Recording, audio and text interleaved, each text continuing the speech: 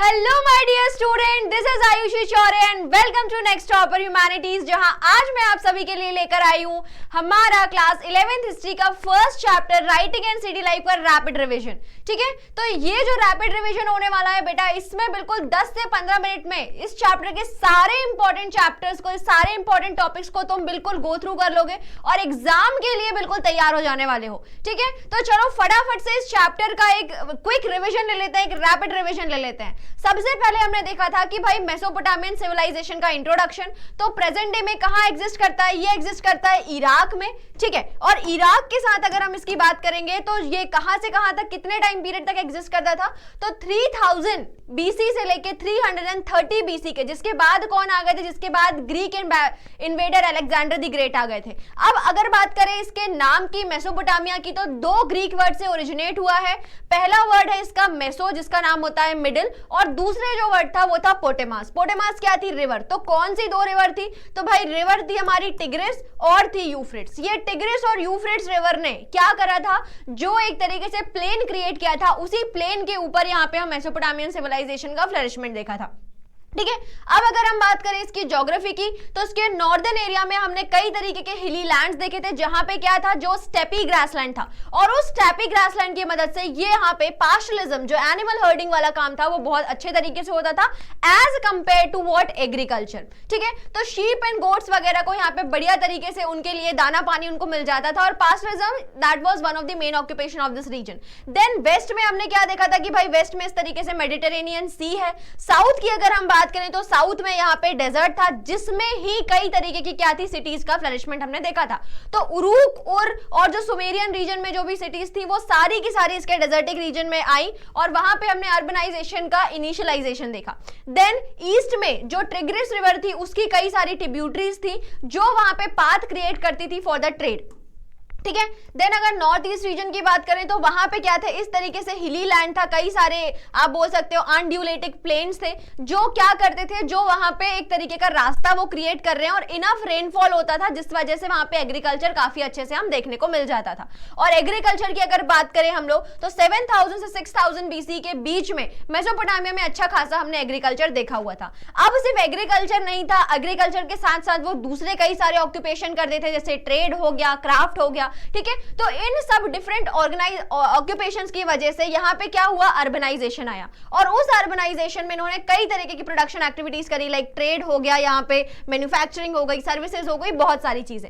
ठीक है, देन अगर हम बात करें, जब इस तरीके की ट्रेड हो रही है, तो उन ट्रेड को रिकॉर्ड करने के लिए इन्होंने क्या किया? उसके लिए इन्हें राइटिंग की जरूरत पड़ी। सो नाउ क्या किया उन्होंने? उनके पास जो लैंग्वेजेस थी, उसको उन्होंने क्या किया? रिजन फॉर्म में, साइंस के फॉर्म में उन्होंने लिखना शुरू किया। So the first मेसोपोटामियन जो स्क्रिप्ट है वो कब आई? 3200 बीसी के टाइम पीरियड पे। और यहाँ पे इन्हें क्यों लिखने की जरूरत पड़ी? क्योंकि उन्हें कई सारे ट्रेड से रिलेटेड जो भी ट्रांजैक्शंस थे वो उनको रिकॉर्ड करने थे। उसके बाद क्या, किस चीज के ऊपर लिखा? तो भाई क्ले टैबलेट्स के ऊपर लिखा। कैसे? वो मिट्टी जो थी उसको पहले पैट करते थे, एक छोटा सा उन्होंने टैबलेट बनाया, और फिर जो उनके पास एक रीड होता था, उससे वो लोग एनग्रेव करके उसके ऊपर लिखा करते थे। तो जो राइटिंग उन्होंने लिखी, जो स्क्रिप्ट उन्होंने लिखी, उसका क्या नाम था? Cuneiform script. ठीक है, जो वेज शेप होता था, कोनिकल शेप होता था उसका। 2600 बीसी के टाइम पे यहाँ पे उनकी जो स्क्रिप्ट थी वो क्यूनिफॉर्म थी, और जो उनकी लैंग्वेज थी वो क्या थी? सुमेरियन थी। बाद में 2400 के बाद में सुमेरियन से लैंग्वेज क्या हो जाती है? अकेडियन हो जाएगी। ठीक है, उसके बाद क्या पर्पस था राइटिंग का? तो भाई ट्रांजैक्शंस रिकॉर्ड करते थे, अपने लॉज को रिकॉर्ड करते थे, जो भी उनके यहाँ पे सामान आता था उसको किस तरीके से, किसको कितना सामान दिया है, इंपोर्ट एक्सपोर्ट का क्या स्टेटस है, वो सारी चीजों के लिए ये लोग क्या करते थे? अपना जो भी राइटिंग मटेरियल था वो प्रिपेयर करते थे। इवन जो किंग्स थे वो भी अपनी डीड्स को इन टैबलेट्स के थ्रू ही रिकॉर्ड करवाते थे। ठीक है, चलो अब और देखेंगे इसके आगे। तो अब अगर हम बात करें इसमें अलग अलग तरीके की सिटीज की, तो कुछ सिटीज टेम्पल थी, कुछ मारी से जो एक ट्रेड तरीके की सिटी थी, जिसका एग्जांपल मारी है, वो सिटीज होती थी। ठीक है, उसके साथ इंपीरियल टाउन्स भी यहाँ पे कई सारे थे। तो अगर हम अर्बनाइजेशन की बात करें तो सदर्न एरिया में, सदर्न मेसोपोटामिया में किस तरीके का अर्बनाइजेशन था? तो वहां पे होती थी उरूक जैसे टेंपल सिटीज। अब ये टेंपल अगर हम इनिशियल टाइम की बात करें तो ये जनरली कैसे होते थे? श्राइन होते थे अनबेक्ड ब्रिक्स के। बट बाद में जब इसमें और ज्यादा आप बोल सकते हो डेवलपमेंट देखा, तो उन्होंने बड़े बड़े हाउस के जितने बड़े बड़े उन्होंने टेंपल बनाए, कई सारे उसमें कमरे बनाए। ठीक है, तो लेटर ऑन कई सारे बड़े बड़े टेंपल बने जिनमें कोर्टयार्ड होता था और हाउस की तरीके से कई सारे उसमें कमरे हुआ करते थे। उसके बाद लोगों ने जो भी चीजें कमाई उसको वो सबसे पहले जाके भगवान को ऑफर करते थे। जो भी उन्होंने अर्न किया तो सबसे पहले जो भी ग्रेन गोड्स, जो कर्ड वगैरह हुआ, फिश वगैरह हुआ, वो सारी की सारी चीजें क्या करते थे, जाके गॉड को डोनेट करते थे।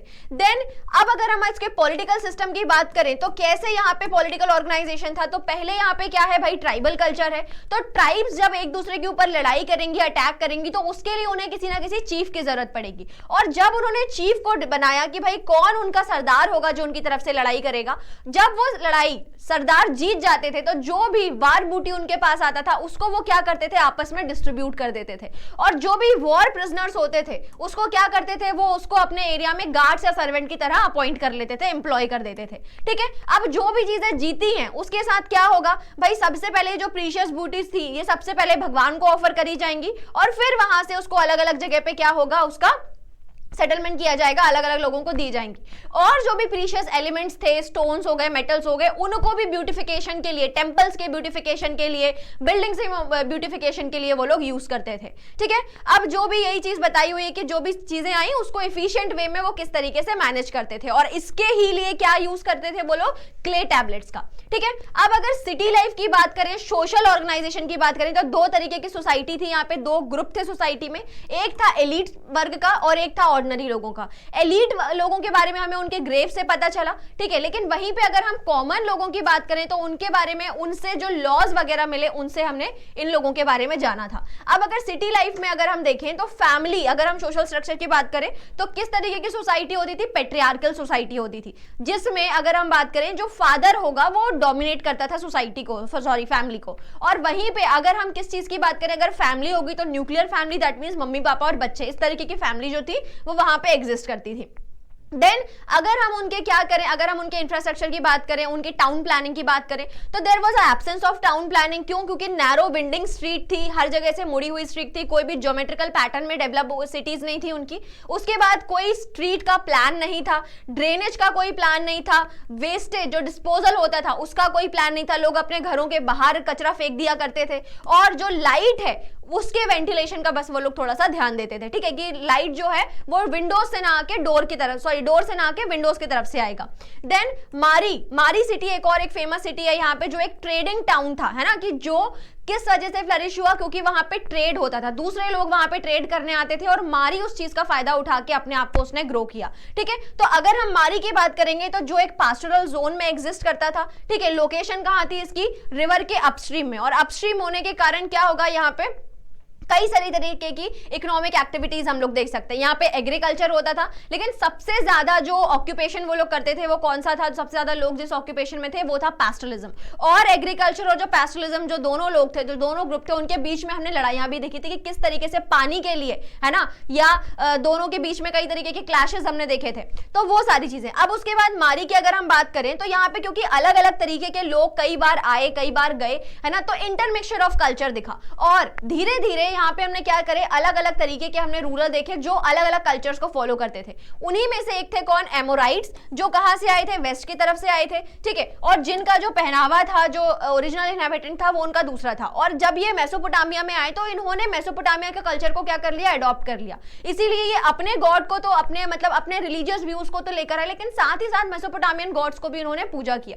तो जो इनके अपने गॉड्स थे वो कौन थे, दगान, द गॉड ऑफ स्टेपीज, उनका भी इन्होंने वर्शिप करना स्टार्ट कर दिया। ठीक है, अब नेक्स्ट हम लोग देखते हैं, इसमें लास्ट देखेंगे कि भाई मारी के जो इकोनॉमिक सिस्टम है वो कैसे हुआ। जब मारी में ट्रेड हुआ, है ना, तो यूफ्रेट से पूरा ट्रेड होता था, टिन, कॉपर, ऑयल, वाइन, सारी चीजें, जो टर्की वगैरह था, जो वेस्ट एशिया था, या फिर आप बोल सकते हो जो साउथ वाला पार्ट था, उनके बीच में आपस में ट्रेड होता था। और ट्रेड किस तरीके से होता था, यूफ्रेट्स की तरफ से। तो अगर यूफ्रेट्स में यहाँ पे क्या था, हमारे पास मारी था, तो यहाँ पे उन्होंने क्या बनाया था, एक चेकिंग पोस्ट बनाया होता। और जो भी रिवर, जो भी कैरेज वहां से जाएगा, उसके ऊपर वो 1/10 ऑफ जो टैक्स होता, उसका जो भी उसमें जा रहा है सामान, कॉपर जा रहा है, टिन जा रहा है, फूड जा रहा है, व्हाटएवर, तो जो भी जाएगा उसका 1/10 ऑफ जो प्रोडक्शन है उसको वो क्या करते थे, एज अ टेक्स्ट को वो ले लिया करते थे। लास्ट में हम बात करेंगे भाई लेगेसी ऑफ राइटिंग की, कि इन्होंने जो भी कल्चर प्रोड्यूस करा, जो भी लिटरेचर इन्होंने प्रोड्यूस करा, उसको उन्होंने लिखा और लिख के जो भी आगे जाके इनके सक्सेसर्स आए, जैसे असुरबेनिपाल हुआ, नेबोनिडस हुआ, ये सारे लोग जो है उन्होंने ट्राई किया कि वो कैसे उस कल्चर को, जो इनकी रिटन लेगेसी है, उसको कैसे वो प्रोटेक्ट कर सकते हैं। ठीक है, तो यहाँ पे उन्होंने साइंस का भी जो एक तरीके से हम देखते हैं कि भाई सोलर कैलेंडर वगैरह उन्होंने डेवलप करे, टाइमलाइन डेवलप करी, पाई की वैल्यू अप्रोक्सीमेट वो लोग निकाल चुके थे, है ना, ये सारे डेवलपमेंट उन्होंने करे। और जो असुरबेनिपाल है उन्होंने क्या किया था, क्ले टैबलेट का एक बड़ी सी लाइब्रेरी बनाई हुई थी। ठीक है, तो ये जो सारी चीजें हैं ये हम इस चैप्टर में देख चुके हैं। So this is all about the chapter. अगर आप इस चैप्टर को डिटेल में देखना चाहते हैं तो नीचे डिस्क्रिप्शन में आपको इस चैप्टर की फुल जो चैप्टर है, वन शॉट है हमारा, उसकी डिटेल वीडियो की लिंक मिल जाएगी। ठीक है, so I hope you like this lecture. Thank you so much.